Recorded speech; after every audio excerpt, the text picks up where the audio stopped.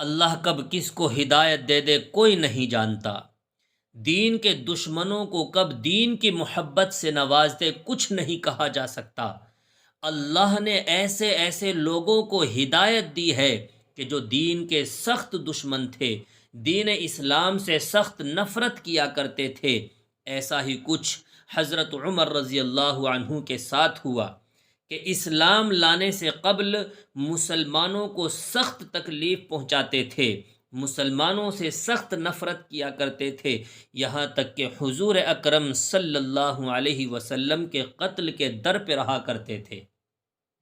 ایک روز کفار نے مشورے کی کمیٹی قائم کی کہ کوئی ہے جو محمد صلی اللہ علیہ وسلم کو قتل کر دے۔ حضرت عمر رضی اللہ عنہ نے کہا کہ میں کروں گا، میرے اندر اتنی بہادری ہے، میں اتنی طاقت اور شجاعت رکھتا ہوں، اس کام کو میں انجام دے سکتا ہوں۔ لوگوں نے کہا کہ بے شک تم ہی یہ کام کر سکتے ہو۔ حضرت عمر رضی اللہ تعالی عنہ تلوار لٹکائے ہوئے اٹھے اور چل دیے۔ اسی فکر میں جا رہے تھے کہ ایک صاحب قبیلہ زہرہ کے، جن کا نام حضرت سعد بن ابی وقاص رضی اللہ عنہ ہے اور بعضوں نے دوسرا نام پیش کیا ہے، انہوں نے پوچھا کہ عمر کہاں جا رہے ہو؟ کہنے لگے کہ محمد صلی اللہ علیہ وسلم کے قتل کی فکر میں ہوں۔ نعوذ باللہ۔ حضرت سعد رضی اللہ عنہ نے کہا کہ بنو ہاشم اور بنو زہرہ اور بنو عبد مناف سے کیسے مطمئن ہو گئے ہو؟ وہ تم کو بدلے میں قتل کر دیں گے۔ اس جواب پر بگڑ گئے اور کہنے لگے کہ معلوم ہوتا ہے کہ تو بھی بے دین یعنی مسلمان ہو گیا ہے، لا پہلے تجھ ہی کو نمٹا دیتا ہوں، تیرا ہی خاتمہ کر دیتا ہوں۔ حضرت سعد رضی اللہ عنہ نے بھی یہ کہہ کر کہ ہاں میں مسلمان ہو گیا ہوں، تلوار سنبھال لی۔ دونوں طرف سے تلوار چلنے کو تھی کہ حضرت سعد رضی اللہ عنہ نے کہا کہ پہلے اپنے گھر کی تو خبر لے، تیری بہن اور بہنوئی دونوں مسلمان ہو چکے ہیں۔ بس یہ سننا تھا کہ غصے سے بھر گئے اور سیدھے بہن کے گھر گئے۔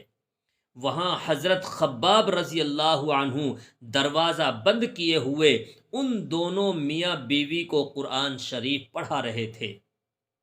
حضرت عمر رضی اللہ عنہ نے کواڑ کھلوائے۔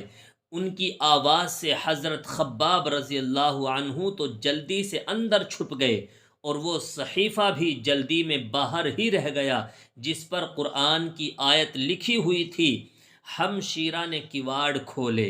حضرت عمر رضی اللہ عنہ کے ہاتھ میں کوئی چیز تھی جس کو بہن کے سر پر مارا، جس سے سر سے خون بہنے لگا، اور کہا کہ اپنی جان کی دشمن تو بھی بددین ہو گئی ہے۔ اس کے بعد گھر میں آئے اور پوچھا کیا کر رہے تھے اور یہ آواز کس کی تھی؟ بہنوئی نے کہا کہ بات چیت کر رہے تھے۔ کہنے لگے کیا تم نے اپنے دین کو چھوڑ کر دوسرا دین اختیار کر لیا ہے؟ بہنوئی نے کہا کہ اگر دوسرا دین حق ہو تب یہ سننا تھا کہ ان کی داڑھی پکڑ کر کھینچی اور بے تحاشا ٹوٹ پڑے اور زمین پر گرا کر خوب مارا۔ بہن نے چھڑانے کی کوشش کی تو ان کے منہ پر ایک تماچا اس زور سے مارا کہ خون نکل آیا۔ وہ بھی آخر حضرت عمر رضی اللہ عنہ ہی کی بہن تھی۔ کہنے لگی کہ عمر، ہم کو اس وجہ سے مارا جاتا ہے کہ ہم مسلمان ہو گئے ہیں۔ بے شک ہم مسلمان ہو گئے ہیں، جو تجھ سے ہو سکے کر لے۔ اس کے بعد حضرت عمر رضی اللہ عنہ کی نگاہ اس صحیفے پر پڑی جو جلدی میں باہر رہ گیا تھا، اور غصے کا جوش بھی اس مار پیٹ کی وجہ سے کم ہو گیا تھا، اور بہن کے اس طرح خون میں بھر جانے سے شرم سی بھی آ رہی تھی۔ کہنے لگے کہ اچھا مجھے دکھلاؤ یہ کیا ہے؟ بہن نے کہا کہ تو ناپاک ہے اور اس کو ناپاک ہاتھ نہیں لگا سکتے۔ ہر چند اصرار کیا مگر وہ بے وضو اور غسل کے دینے کو تیار نہ ہوئی۔ حضرت عمر رضی اللہ عنہ نے غسل کیا اور اس کو لے کر پڑھا۔ اس میں سورہ طٰہٰ لکھی ہوئی تھی۔ اس کو پڑھنا شروع کیا اور اننی انا اللہ لا الہ الا انا فاعبدنی واقم الصلاۃ لذکری تک پڑھا تھا کہ حالت ہی بدل گئی۔ کہنے لگے کہ اچھا، مجھے بھی محمد صلی اللہ علیہ وسلم کی خدمت میں لے چلو۔ یہ الفاظ سن کر حضرت خباب رضی اللہ عنہ اندر سے نکلے اور کہا کہ اے عمر، تمہیں خوشخبری دیتا ہوں کہ کل جمعرات کے دن حضور صلی اللہ علیہ وسلم نے دعا مانگی تھی کہ یا اللہ، عمر اور ابو جہل میں سے جو تجھے زیادہ پسند ہو اسے اسلام کو قوت عطا فرما، اس کے ذریعے سے مذہب اسلام کو طاقت عطا فرما۔ یہ دونوں قوت میں مشہور تھے۔ معلوم ہوتا ہے کہ حضور صلی اللہ علیہ وسلم کی دعا تمہارے حق میں قبول ہو گئی۔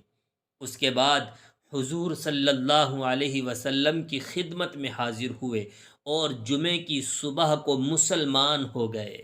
سبحان اللہ! ان کا مسلمان ہونا تھا کہ کفار کے حوصلے پست ہونا شروع ہو گئے، مگر پھر بھی یہ نہایت مختصر جماعت تھی اور وہ سارا مکہ بلکہ سارا عرب اس لیے اور بھی جوش پیدا ہوا اور جلسے کر کے مشورہ کر کے ان حضرات کو ناپید کرنے کی کوشش ہوتی تھی اور طرح طرح کی تدبیریں کی جاتی تھی۔ تاہم اتنا ضرور ہوا کہ مسلمان مکے کی مسجد میں نماز پڑھنے لگے۔